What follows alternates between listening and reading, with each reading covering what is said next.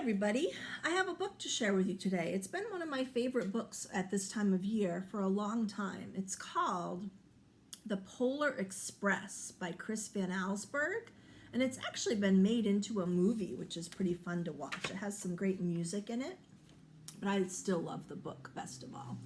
So I'm going to take off the book jacket because it kind of gets in my way when I'm reading it. But look, under the book jacket, I see a silver jingle bell. Wonder if we'll see that bell later in the story.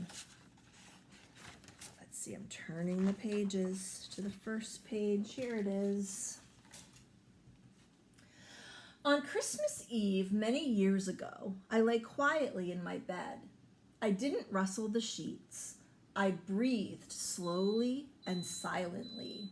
I was listening for a sound a friend had told me I'd never hear, the ringing bells of Santa's sleigh.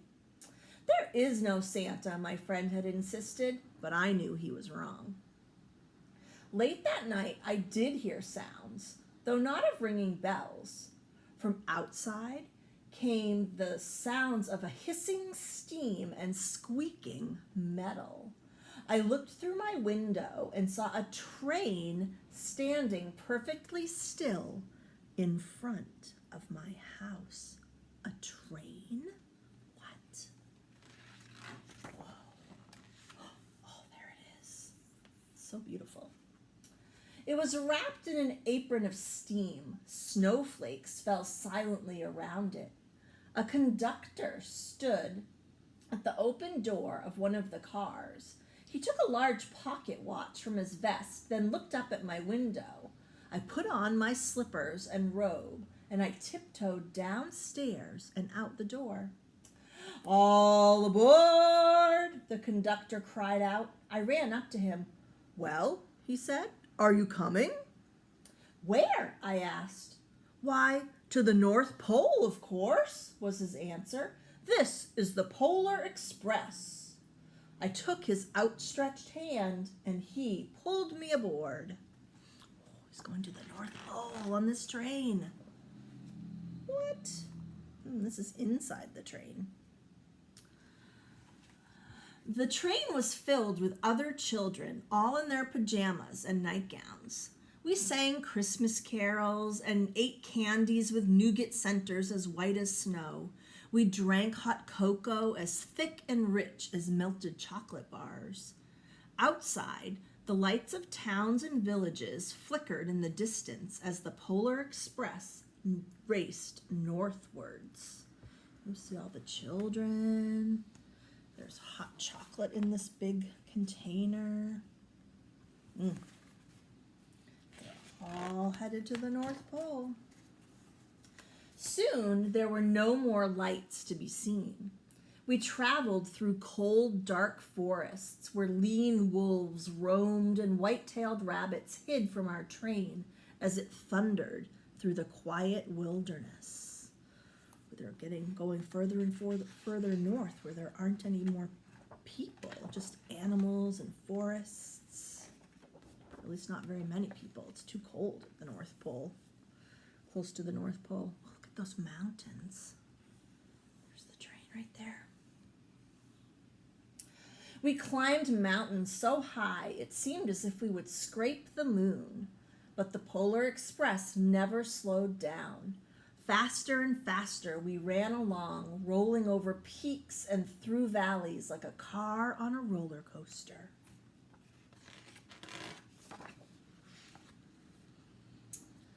The mountains turned into hills, the hills to snow-covered plains.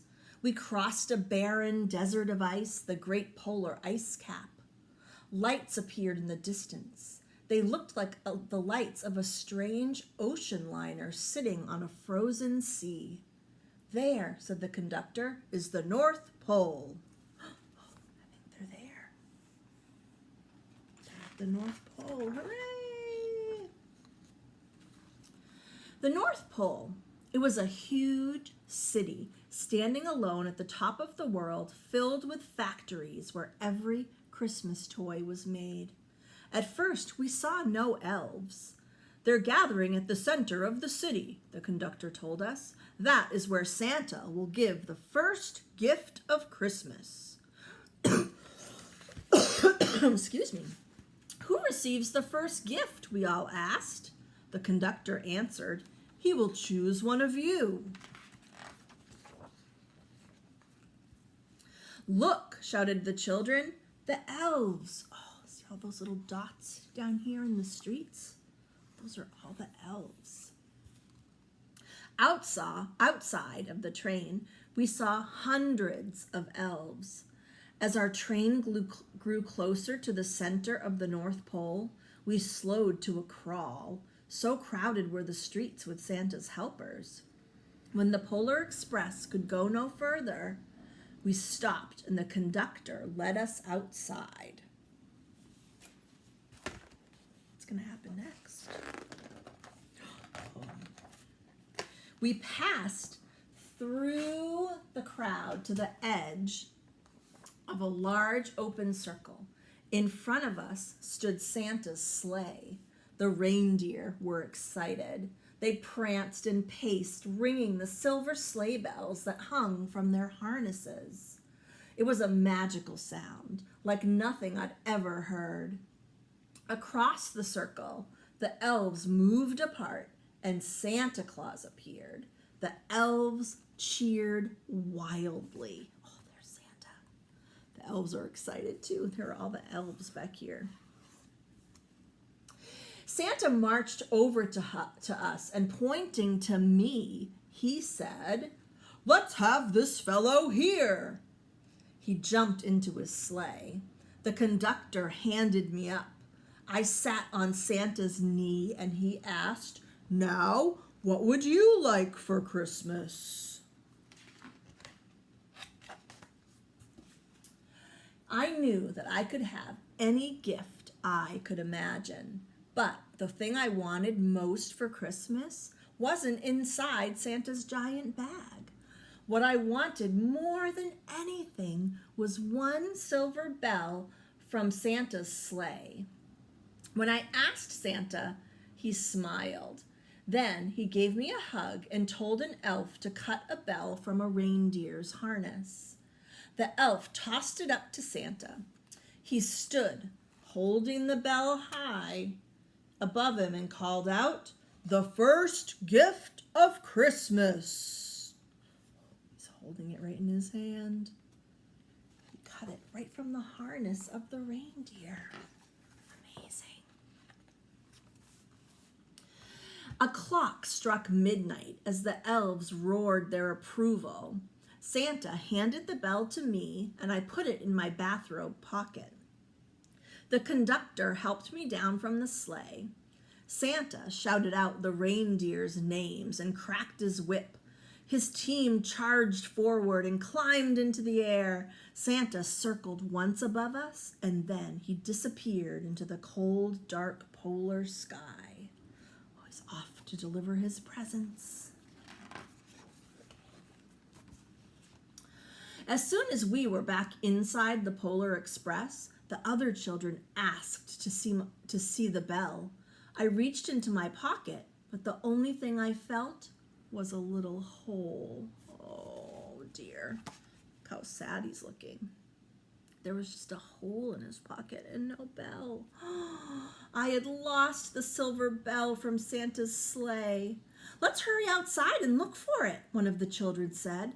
But the train gave a sudden lurch and started moving. We were on our way home. Oh no.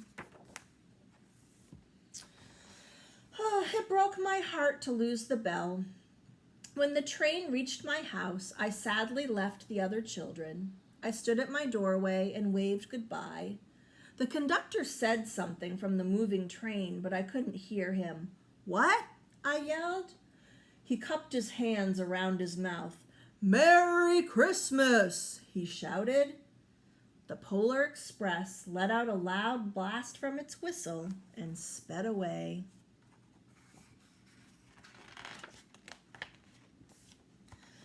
On Christmas morning, my little sister Sarah and I opened our presents. When it looked as if everything had been unwrapped, Sarah found one last small box behind the tree. There it is.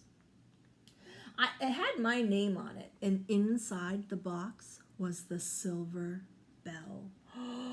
There was a note, too. Found this on the seat of my sleigh. Fix that hole in your pocket. Signed, Mr. C. Santa even left him a note with the bell that he found. I shook the bell.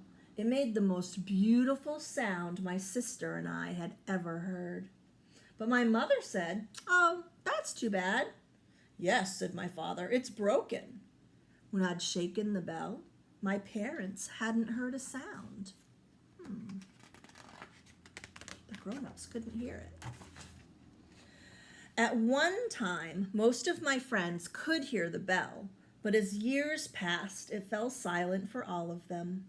Even Sarah found one Christmas that she could no longer hear its sweet sound. Though I've grown old, the bell still rings for me as it does for all who truly believe. I like that story, believing in the magic of Christmas. And look, there's a picture of the bell, just like we saw on the front cover of the book. That was a good clue about what might happen inside. So I hope you liked that story about the boys' visit to the North Pole and getting a bell from Santa's reindeer harness and how magical it was. Oh, I love it. All right, I'll see you soon.